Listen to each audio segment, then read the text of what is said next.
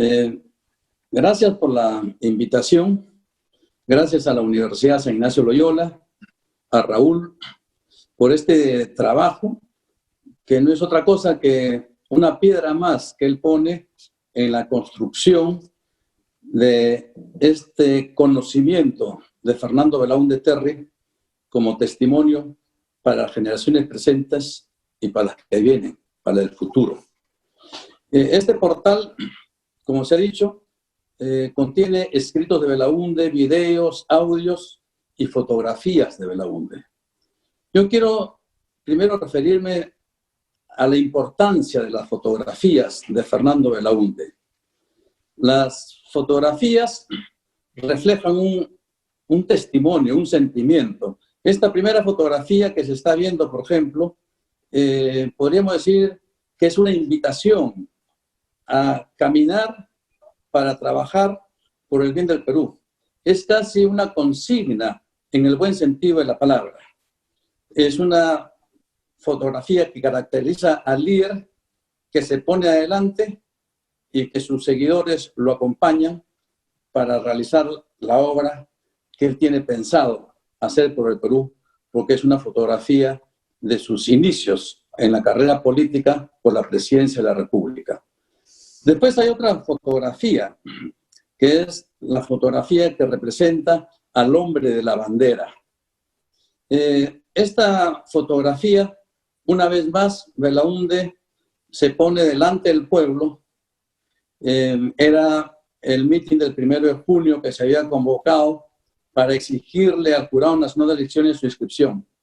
Y él, con las características claras y netas de todo líder, pide que le dejen ir solo a enfrentarse al militar, al jefe de la policía, que estaba en la Plaza de la Merced, a la cual donde Belaúnde se dirige, y en ese, como está cerca, con el rochabuses de carro con agua de presión, lo agreden, se cae, no suelta la bandera y se acerca al militar y ahí le da el mensaje, que es el ultimátum, que es esta fotografía que sigue. Si la podemos ver, la fotografía del ultimátum, ahí Belaúnde está con mucha fuerza, con mucha energía, con mucha claridad, les está diciendo que les da un plazo para que escriban su candidatura, porque el pueblo está esperando que así suceda. Y el día siguiente, como ya se dijo, su candidatura fue inscrita. Estas son 3 fotografías del líder, que muestra un sentimiento de la persona, que muestra su convicción, que muestra su claridad de posición política. Pero aquí hay una cuarta fotografía que también les invito a ver. Es esta fotografía donde él, siendo presidente, si ustedes se acercan un poco más, van a ver que esta señora lo toma en la cintura, lo levanta casi como 20 centímetros del suelo y él en su rostro refleja una satisfacción, una felicidad a través de una carcajada. Es el Belaúnde que se mezcla con el pueblo, el hombre que no acepta separaciones protocolares entre el pueblo y él. Todas estas fotografías son testimonios que marcan las características políticas de Fernando Belaúnde y que como tal también se convierten en una enseñanza para los jóvenes. Yo creo que de cada fotografía se podría escribir sobre el significado de esas fotografías, además de los escritos. En materia de escritos, Belaúnde tiene 2 libros fundamentales para Acción Popular: El pueblo por pueblo y La conquista del Perú por los peruanos. En el libro Pueblo por Pueblo, él presenta sus ideas sobre la ideología que plantea para su nuevo partido Acción Popular, ¿no? Que el Perú como doctrina. Y La conquista del Perú por los peruanos es un libro programático, es un libro de programa, es un libro donde él lleva de la idea del pensamiento, de la ideología, a la práctica. ¿Qué es lo que hay que hacer por el Perú de ese entonces para sacar adelante? Y como decía Víctor Andrés, ¿qué es lo que voy a hacer yo llegando a la presidencia de la República? O sea, él ya lo tenía escrito lo que iba a hacer llegando a la presidencia de la República.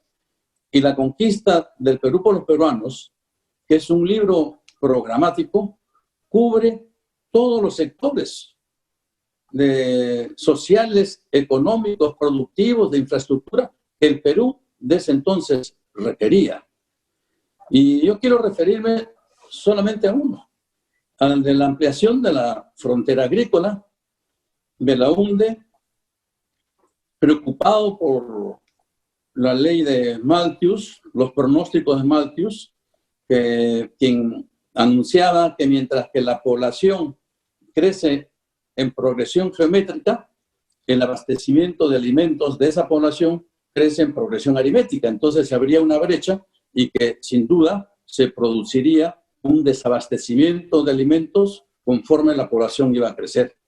¿Y cómo el Perú podría resolver ese problema dentro del concepto de la seguridad alimentaria, dentro del concepto de darle a la población aquello que es fundamental, el alimento?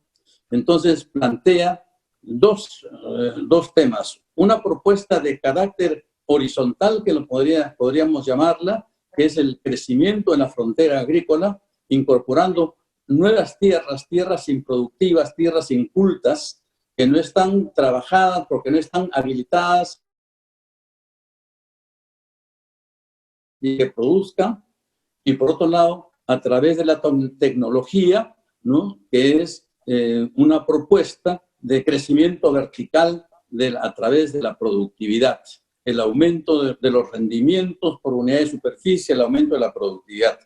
Y todo esto que Belaúnde lo plantea como teoría, como una propuesta en la conquista del Perú por los peruanos, se convierte en realidad cuando él asume la presidencia de la República en su primer gobierno y convoca no solo a un concurso para hacer la carretera marginal de la selva, incorporar los valles fértiles de la selva alta del Perú, sino invita a los países andinos, desde Venezuela prácticamente hasta Brasil, a que se incorporen a esta vía que él la llama la vía continental, ¿no?, el mirador hacia el oriente.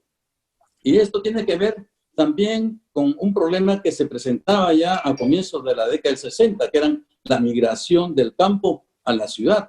Lógicamente, en la sierra, en la parte andina, la población crecía y no había tierras para las nuevas generaciones y estas comenzaban a migrar a las ciudades. Del 60% de población rural que había en la década del 60, ¿no?, hoy la población rural con las justas está en el 27-28%, la población rural está en 27-28%. ¿Por qué? Porque han migrado a las ciudades.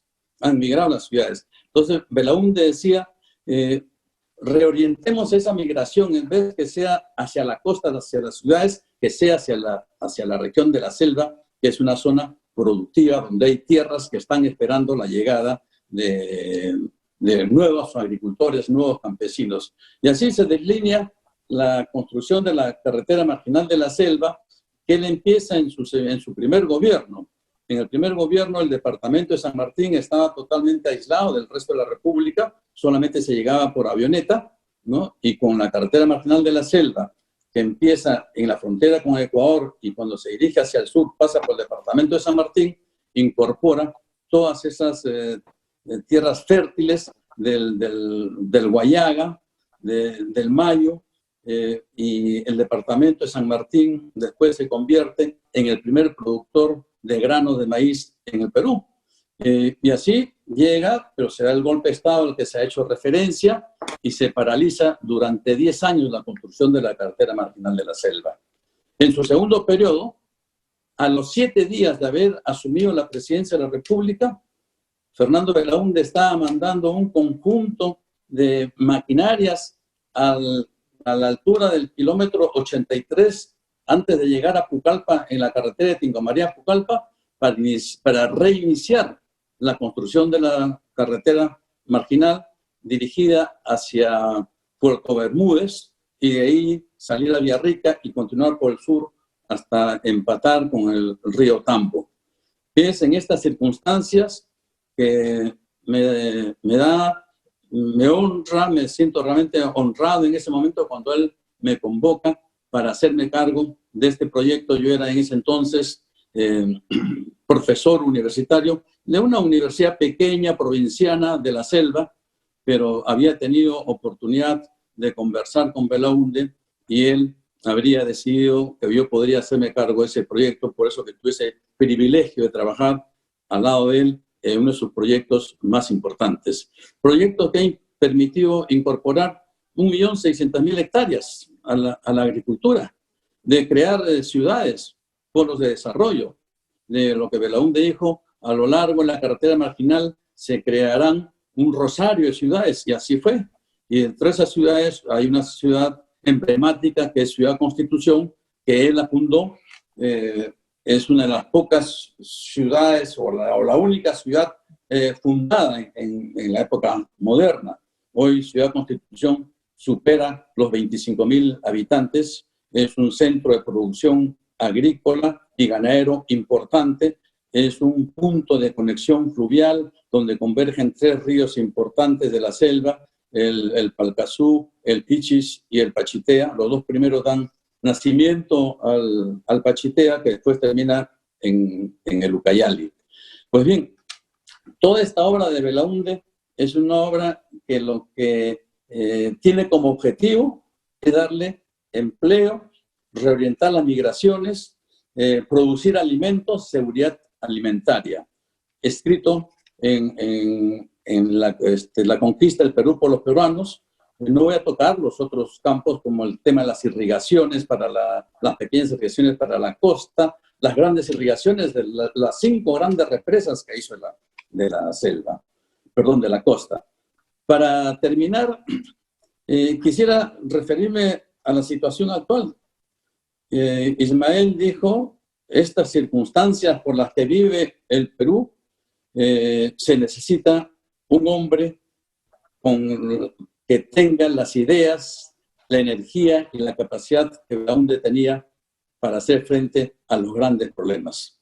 Yo creo que no está él, está su legado histórico, está su ejemplo, están sus escritos y nos podríamos incluso trazar una misión.